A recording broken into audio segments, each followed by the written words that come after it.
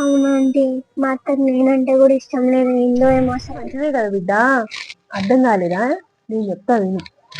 అన్ని పనులు నీ తోటి కోడలికే చెప్తుంది అప్పుడు. అగో అగో అగో ఆంటీ ఎట్లా పోతారో ఏమో ఆంటీ. మొన్న మా ఆయన కాలు ఇరిగింది ఆంటీ.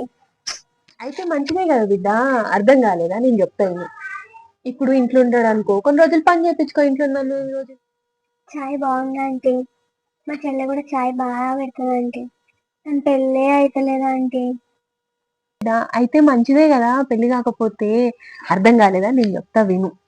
ఇప్పుడు పెళ్ళి అయిందనుకో, అది ఇంటికి వెళ్ళిపోతుంది. అది నువ్వు సెకండ్ ప్లాన్ చేసుకో, ఆమెను ఆడబెట్టు, చిన్న ఆమెని.